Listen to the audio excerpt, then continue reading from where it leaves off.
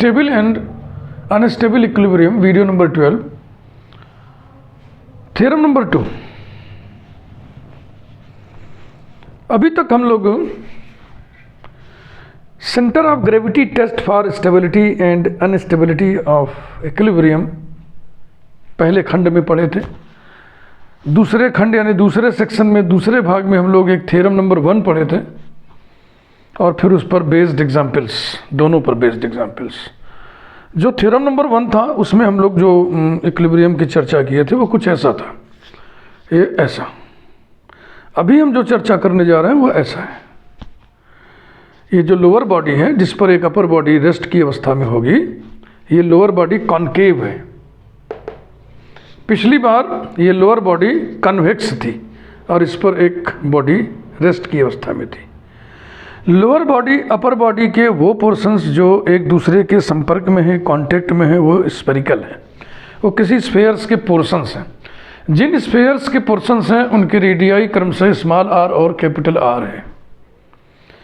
यानी small are ये छोटा वाला, कैपिटल आर बड़े वाले का रेडियस है, बड़े वाले के स्फेरिकल पोर्शन का रेडियस है। एच क्या चीज है? Height of centre of gravity of the upper body above the point of contact. Upper body ये छोटा वाला है, लाल स्फेरिकल पोर्शन। लोअर बॉडी ये बड़ा वाला है, ये कोक कलर में हमने बनाया हुआ है। इसका रेडियस OC1 कैपिटल आर है और ये रेडियस जो है O1C1 स्मॉल आर है।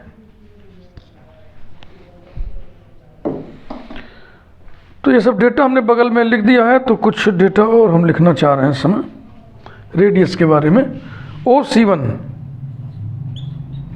Equal to capital R, O1C1 equal to small r, और ये जो G1C1 लिखा हुआ है हाइट, वो भी हम यहीं लिख दे रहे हैं, G1C1 इक्वल टू H। इससे जाहिर होता है कि G1 क्या चीज़ है? अपर बॉडी का centre of gravity, C1 point of contact है। ठीक, अब क्लियर हो गया ना?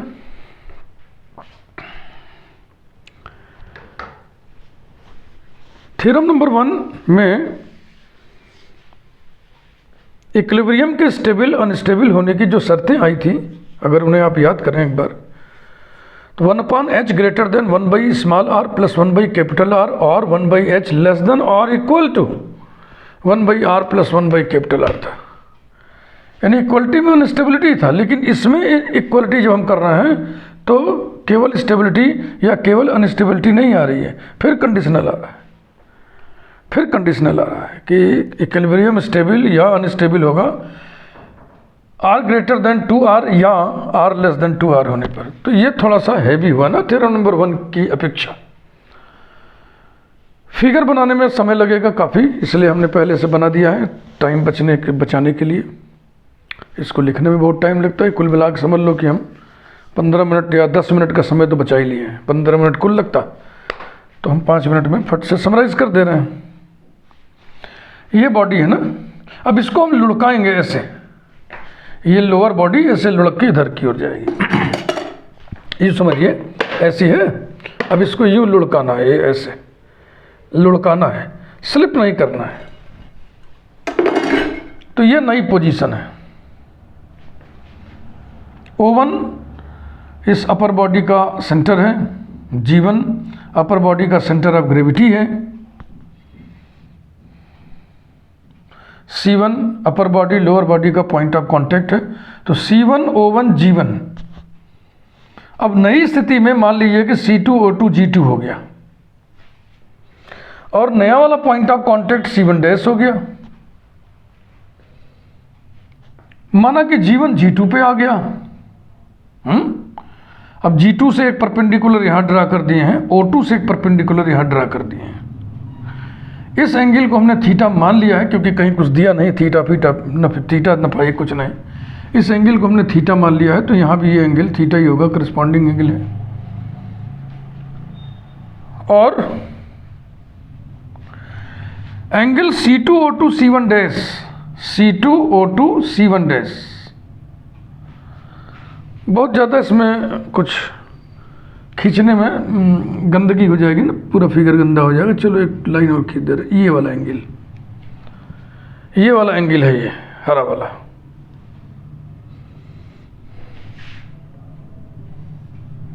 ये वाला, जैसे कि पट से आप देख लें, ये डॉट बना है, यहाँ हमने डॉट बना दिया है। तो C2O2 C1 dash, C2O2 C1 dash, इसको हमने 5 मान लिया है। से लिखने का मतलब हमने मान लिया है। तो P2O2 G2 एंगल कितना होगा? हाँ, ये परपेंडिकुलर ड्रा किया हुआ है। P2O2 G2, ये एंगल बराबर होगा ये एंगल, और ये एंगल बराबर होगा 5 माइनस थीटा, ये लिखा हुआ है। Everything is clear. अब आप इसको उतारेंगे, फिगर बनाएंगे तो आपका समय बहुत खर्च होगा, इसलिए आप स्क्रीनशॉट लेकर के प्रिंट आउट निकलवा लेना, फिर अपना आराम से अपने नोट्स में बनाना। मैं इसको अब मिटाने जा रहा हूँ, रब करने जा रहा हूँ और प्रूफ शुरू करने जा रहा हूँ। प्रूफ का एक तबसरा समझ लें आप।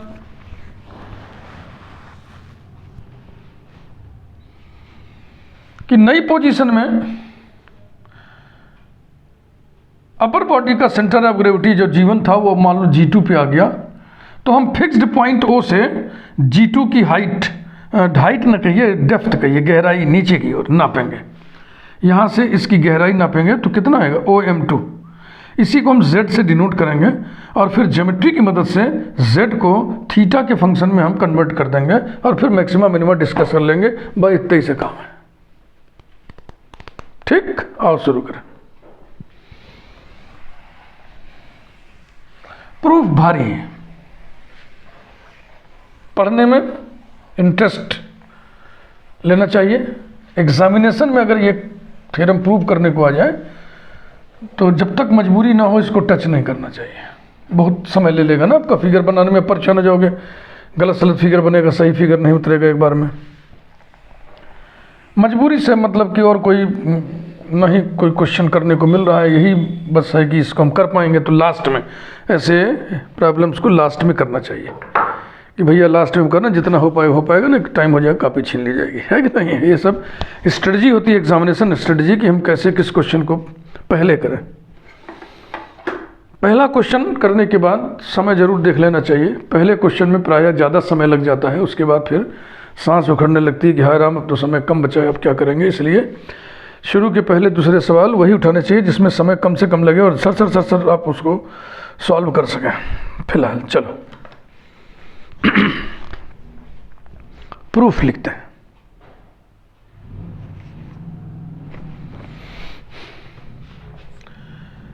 Let the upper body be slightly displaced. Let the upper body be slightly displaced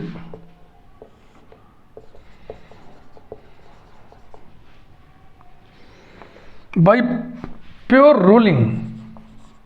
ये तो स्टेटमेंट में ही लिखा है कि दोनों बॉडी के वो पोर्शंस जो एक दूसरे के संपर्क में हैं वो इतने रफ हैं कि स्लाइडिंग को प्रिवेंट करेंगे, रोकेंगे, फिसलन नहीं होगी, रोलिंग होगी। By pure rolling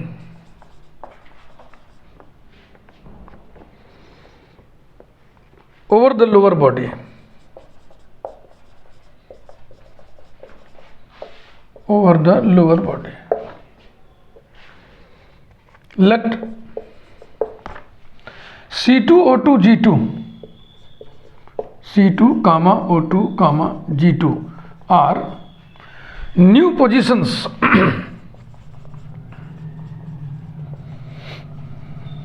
of C1 comma O1 comma G1 respectively, and let C1 dash be the new point of contact, be the new point of contact.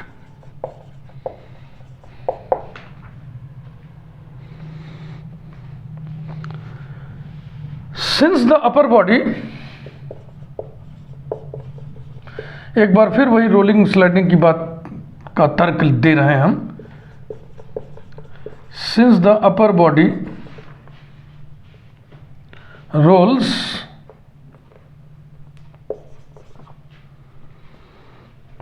on the lower body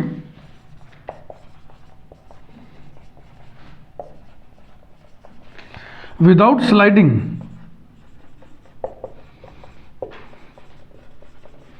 therefore ये जो arc C1 C1 dash है वो arc C2 C1 dash के बराबर होना चाहिए। इस तरीके से रोल करके जब ऐसे गए थे तो यही तो बात है, ऐसे रोल किए तो जितना आर्कियल डिस्टेंस ये तय किया उतना ही आर्क ये होगा। अब फिगर में जरा फर्क है ना, ये थोड़ा ज़्यादा लग रहा है, थोड़ा कम लग रहा है, इतना तो चलेगा। Therefore arc C1 C1 dash, arc C1 C1 dash must be equal to arc C2 C1 dash. That is,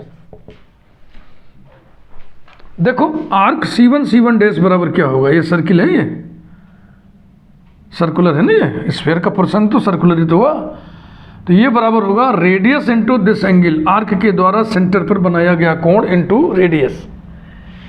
तो कैपिटल R इंटू थीटा बराबर C2 C1 dash arc, C2 C1 dash arc ये लाल वाले का हिस्सा है, तो ये बराबर होगा इसका radius small r into angle कितना मान है फाई, तो small r into phi. This implies that phi की वैल्यू लिख लें, phi equal to capital R theta upon R। इसको रिजल्ट नंबर 1 कह दो, नंबरिंग डाल देते हैं। लेट Z बी द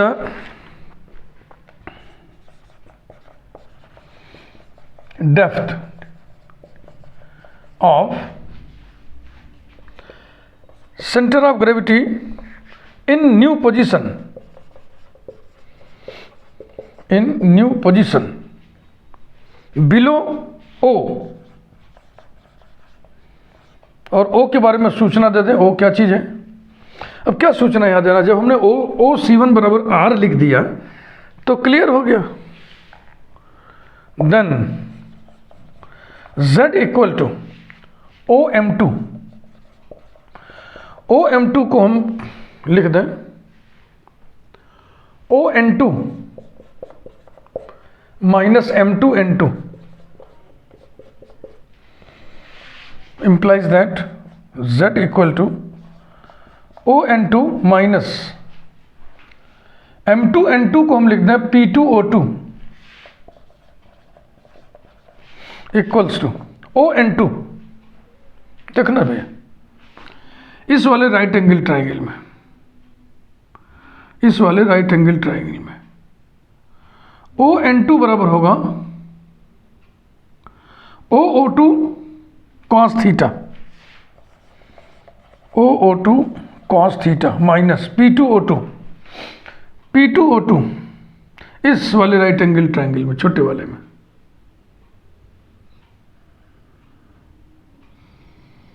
क्या निकालना है आप, P2O2 इस एंगल के लिए जो डॉट बना है क्या होगा G2O2 cos dot, G2O2 cos dot, और डॉट एंगल कितना है फाई माइनस थीटा, ये रहा। OO2 बराबर क्या होगा, OO2 को फिर तोड़ना पड़ेगा, OO2 बराबर होगा OC1 dash minus O2 C1 dash, OC1 dash minus O2 C1 dash cos theta minus G2O2, G2O2 को फिर तोड़ना होगा G2O2, G2C2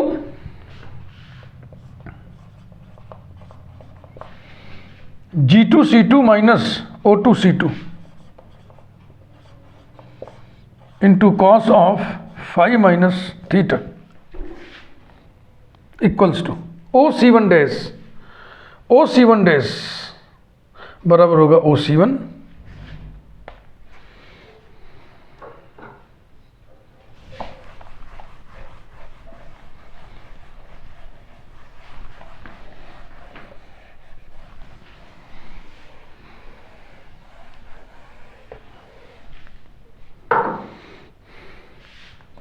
implies that z equal to OC1 dash equal to OC1 equal to capital R minus O2C1 dash बराबर होगा O1C1, क्योंकि आपने ये कहा था ना कि O1 की नई पोजीशन O2 है, C1 की नई पोजीशन C1 डैश है, G1 की नई पोजीशन G2 है, तो O2C1 डैश बराबर होगा O1C1 और बराबर small r into cos theta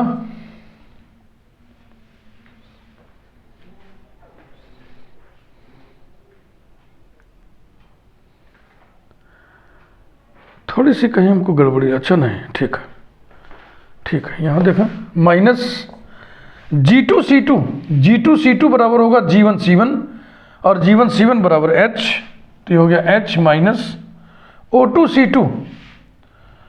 O2C2 बराबर होगा O1C1 बराबर होगा minus R cos of phi minus theta.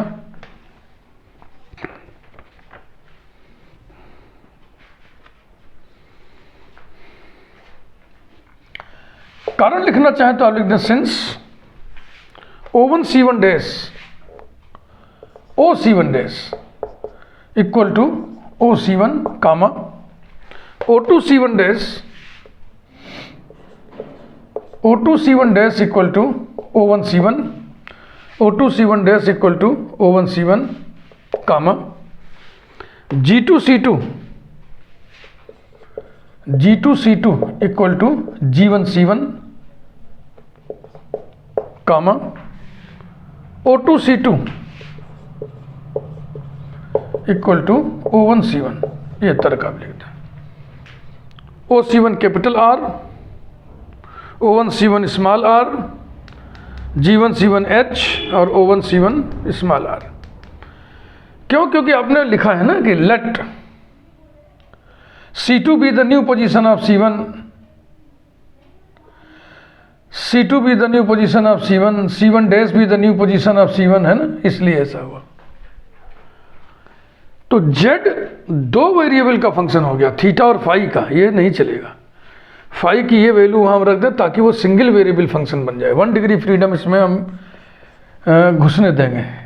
Z equal to capital R minus R, नहीं तो मामला बहुत जटिल हो जाएगा। Cos theta minus H minus R cos of phi माने R theta minus R minus theta by 1। बस अब ज्योमेट्री का काम खत्म। अब मैक्सिमा मिनिमा वाला एनालिसिस, कैलकुलस का एनालिसिस हमको करना है। फिलहाल 2-3 स्टेप अभी फिगर को रहने दे रहे हैं, लेकिन क्यों रहने दें, हटाइए।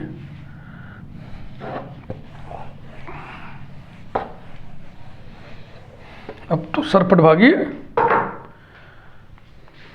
implies that Z equal to capital R minus R cos theta minus H minus R cos of capital R minus small r upon R into theta. Number 2, now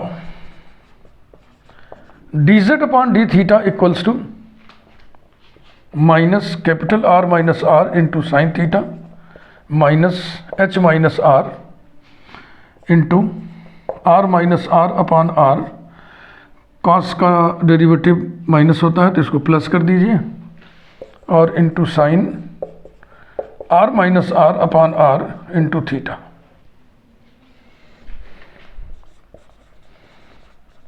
For max oblique mean, we must have first derivative equals to 0, dz upon d theta equal to 0, and so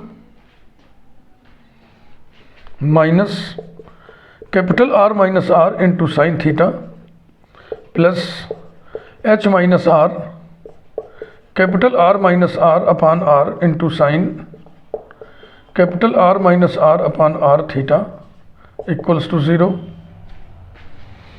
implies that minus sin theta plus H minus R upon R sine of R minus R upon R into theta equal to 0, that is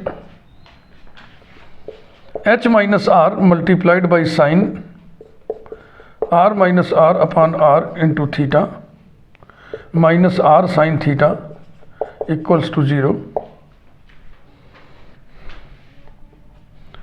that is capital A sign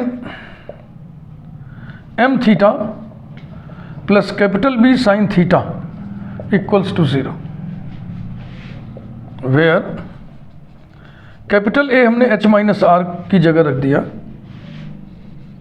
capital B हमने minus R की जगह रख दिया, M हमने R minus R upon R की जगह रख दिया। ये सब के सब कॉन्स्टेंट्स हैं। A sine M theta plus B sine theta equals to 0, ये इक्वेशन सिर्फ थीटा बराबर 0 के द्वारा सेटिस्फाई होगा। This equation is satisfied by theta equal to 0। अब हम सेकेंड ऑर्डर डेरिवेटिव निकालेंगे थीटा बराबर 0 पर, उसका नेचर पढ़ेंगे।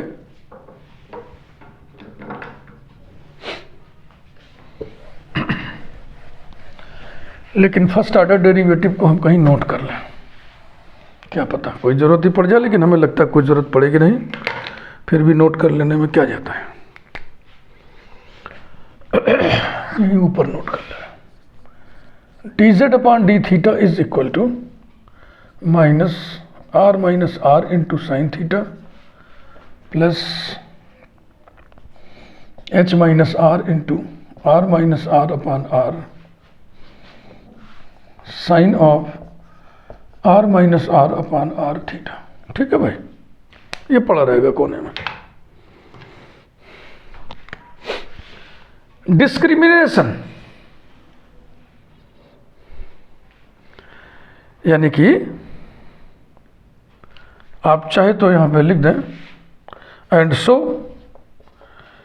Z is maximum oblique minimum, यानी मैक्सिमम होगा या minimum for theta equal to 0। तो आइए हम इसको डिस्क्रिमिनेट करें कि थीटा इक्वल टू 0 के लिए जेड मैक्सिमम कब होगा, मिनिमम कब होगा। डिस्क्रिमिनेशन, इसके लिए सेकंड ऑर्डर डेरिवेटिव चाहिए। D square z upon d theta square equals to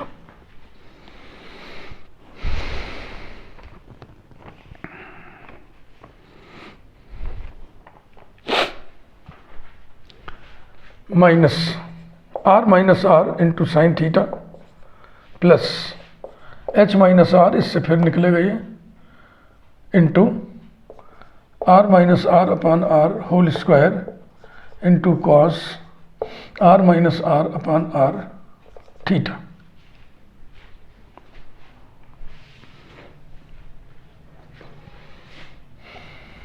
implies that d square z upon d theta square at theta equal to 0 is equal to, ये term पूरा 0 हो गया, ये वाला बचेगा plus H minus R into R minus R upon R whole square d z upon d theta.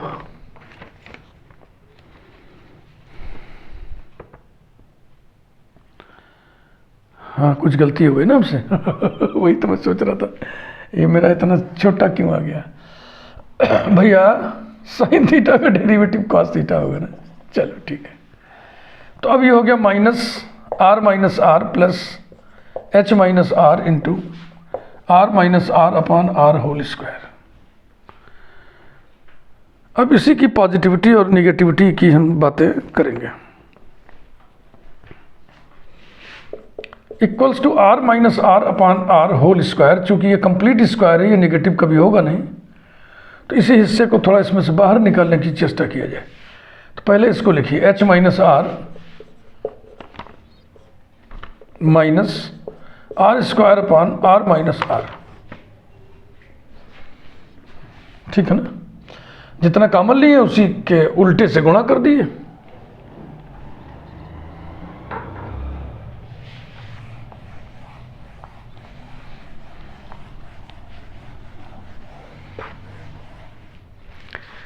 It is positive or negative, therefore d square z upon d theta square at theta equal to 0 greater than 0 or less than 0 according as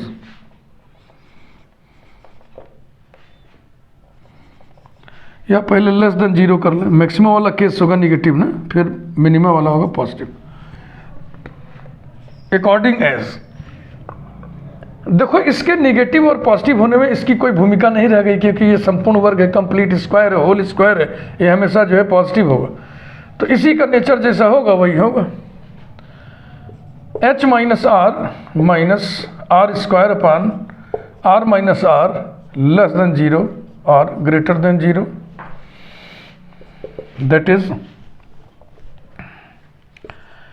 h minus R less than R square upon R minus R और greater than R square upon R minus R, that is h minus R into R minus R positive quantity, क्योंकि capital R बहुत बड़ा है ना small R से, less than R square और greater than R square, that is h capital R minus h small R minus R capital R plus R square less than R square और greater than R square, that is h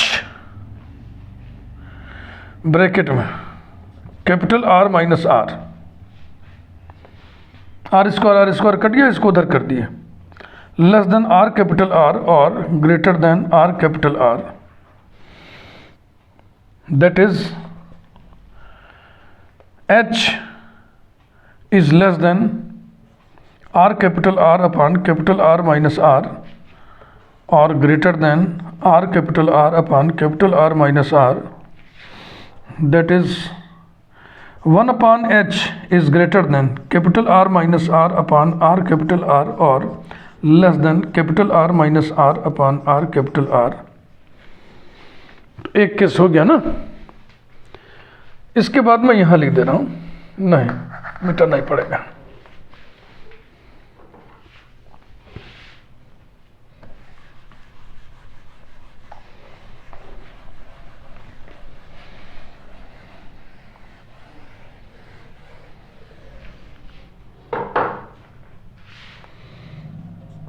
That is 1 upon h is greater than 1 upon r minus 1 upon capital are. ये minus की गड़बड़ी कहाँ से आ गई रे भाई?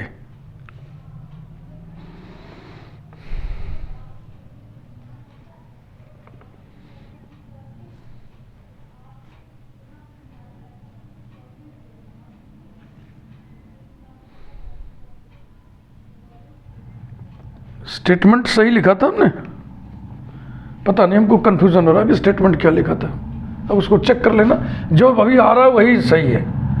और less than 1 by R minus 1 by capital R, मुझे लग रहा है कि उल्टा लिख दिया था क्या। अब उसे सही कर लेना भाई, अगर देख लेना। देखो इसमें ध्यान देना है ना कि कैपिटल आर स्मॉल आर से बड़ा है, तो 1 बाई कैपिटल आर छोटा हो जाएगा 1 बाई आर से, तो 1 by R minus 1 by capital R positive quantity हुई ऐसा। देयरफॉर सेकेंड ऑर्डर डेरिवेटिव के निगेटिव या पॉजिटिव होने की बातें हो रही है, तो Z, therefore Z is maximum और minimum according as 1 upon H greater than 1 upon R minus 1 upon capital R और 1 upon H is less than 1 upon R minus 1 upon capital R. Z क्या चीज है? O से centre of gravity का depth है। तो जब ये मैक्सिमम होगा ना, तो नीचे से ये मिनिमम होगा हाइट। तो हाइट CG की मिनिमम है, तो क्या होगा? Stability. And so the equilibrium is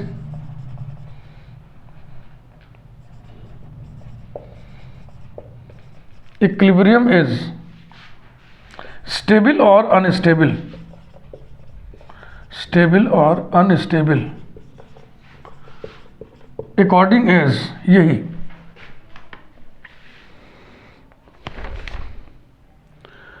1/h is greater than 1/r minus 1 by capital R, or 1/h is less than 1/r minus 1 by capital R. Second part,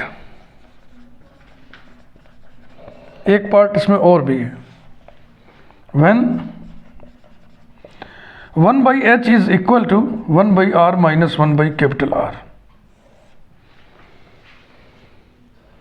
second order derivative देखो बिना लिखे मिटा दिए, खैर वो तो आप ऐसे मौखिक लिख सकते हो ना।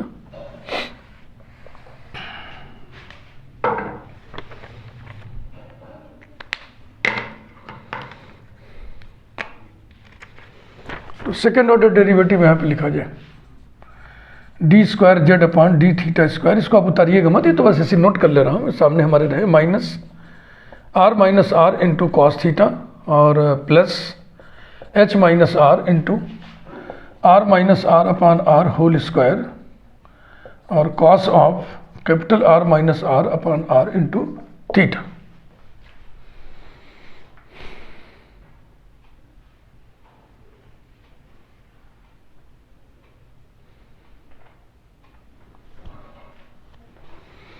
थीटा बराबर 0 पर इसकी वैल्यू हम लोग कुछ निकाले थे, उसको भी हम लिखना चाहेंगे, उसको हम यहां पे लिख दे रहे हैं, d square z upon d theta square at theta equal to 0, ये बराबर आया था capital R minus R upon R whole square common लिया गया था, और उसके बाद फिर ब्रैकेट में आया था h minus R capital R upon capital R minus are.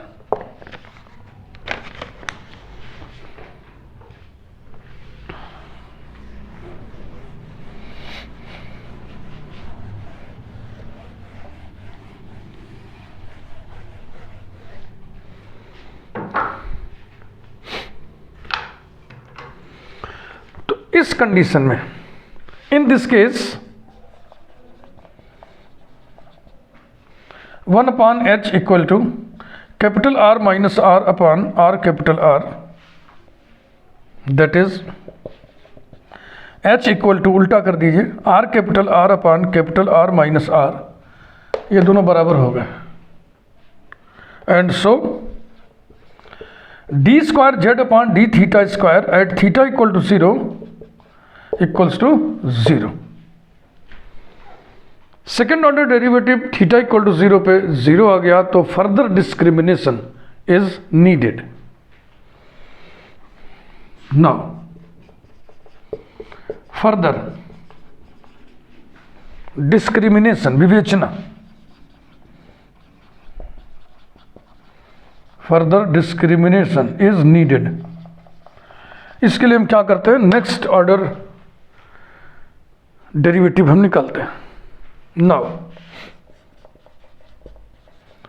D cube z upon d theta cube is equal to, यहां से निकालें, फिर माइनस आएगा तो ये हो गया R minus R sine theta, और ये भी कॉस है तो फिर नेगेटिव आएगा, minus H minus R into capital R minus R upon R whole cube, और sine of capital R minus R upon R into theta implies that d cube z upon d theta cube at theta equal to 0 is equal to 0, sin 0 sin 0।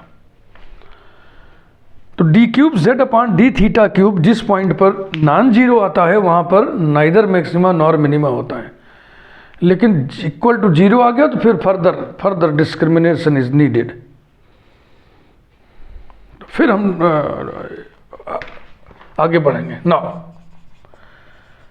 d4z upon d theta to the power 4 निकालेंगे, चौथा derivative यहां से, equals to capital R minus R into cos theta minus H minus R capital R minus R upon R whole to the power 4 cos of capital R minus R upon R theta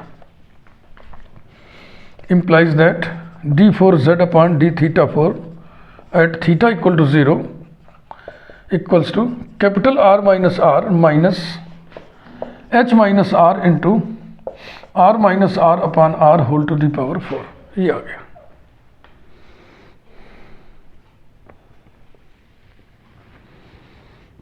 R minus R को common लिया जाए, equals to capital R minus R common ले लिए, 1 minus, देखो भैया जब एक common ले लिया तो यहाँ पे 3 पावर बचा ना, और यहाँ 4 पावर है, तो एक काम करो R इसको दे दो और यहाँ 3 पावर लिखो, तो इसको ऐसे लिख दिया जाए h minus R upon R into capital R minus R upon R whole cube. चलेगा?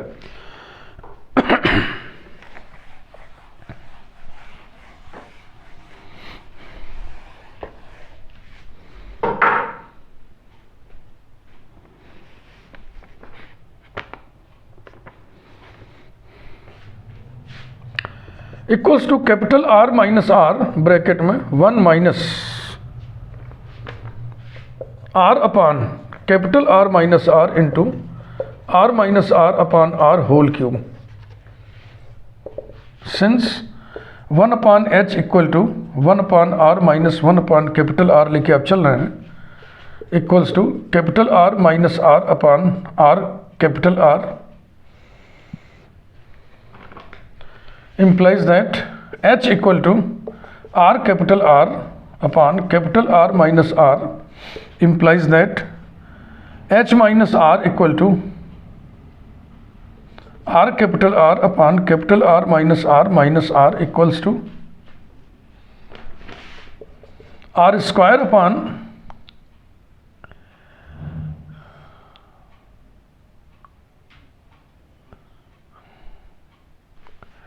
ये गुणा करिए, आर आर कट जाएगा और plus R square upon capital R minus R, H minus R की जगह यही रखना था। तो R अपॉन कैसे आ रहा है, क्या गड़बड़ी कर रहा हूँ मैं? H equal to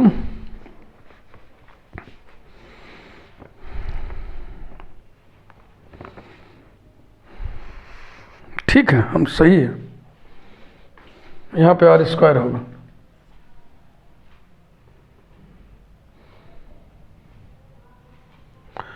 H minus R, yes yes, H minus R upon R लिखना है ना, H minus R upon R लिखना है ना भैया, तो यही रहेगा, बिल्कुल ठीक है। Equals to capital R minus R bracket में एक पावर ये कटेगा, एक पावर ये कटेगा, तो ये हो जाएगा 1 minus capital R minus R upon R whole square equals to capital R minus R into 1 minus bracket capital R by R minus 1 whole square.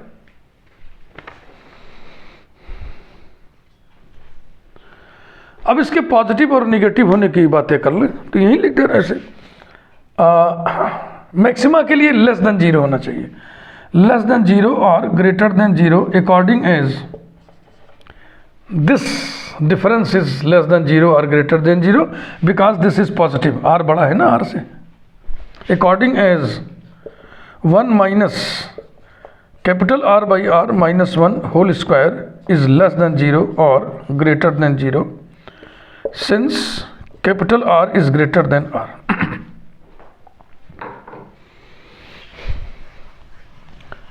तो चौथा डेरिवेटिव निगेटिव है, इसका मतलब Z मैक्सिमम रखता है थीटा बराबर 0 पर। देयरफॉर Z इज मैक्सिमम और मिनिमम अकॉर्डिंग एज ये 1 minus capital R upon R minus 1 whole square less than 0 और ग्रेटर देन 0, बस इसी को पीटते चलिए। दैट इज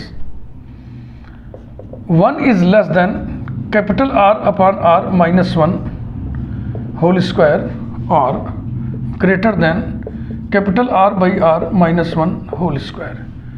देखो कैपिटल आर आर से बड़ा है, इसलिए आर अपान आर एक से बड़ा होगा, एक से बड़े में से एक घटा रहे हैं तो ये पॉजिटिव, यानी ये पॉजिटिव नंबर का स्क्वायर है। तो जब इसका स्क्वायर रूट लेंगे तो पॉजिटिव ही आएगा ना।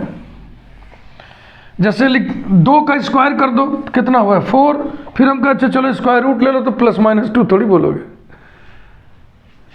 That is 1 is less than R upon R minus 1 और greater than R upon R minus 1 since capital R upon R is greater than 1। That is minus 1 को इधर ले आइए। 2 is less than capital R upon R और greater than capital R upon R. That is 2r is less than capital R और greater than capital R. तो Z maximum है। Z क्या चीज़ है? ओ से डेप्थ है, ये डेप्थ मैक्सिमम होगा तो इधर से हाइट मिनिमम होगा, यानी centre of gravity lowest position में है, यानी कि इक्विलिब्रियम स्टेबल होगा। thus the equilibrium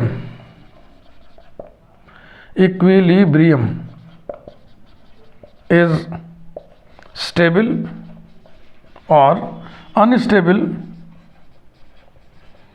according as ये 2r less than capital are लिखें, चाहे capital R greater than 2r लिखें और capital R less then 2r, full stop. यही प्रूव करना था I think. Capital R greater than 2r और कैपिटल, बिल्कुल ठीक है।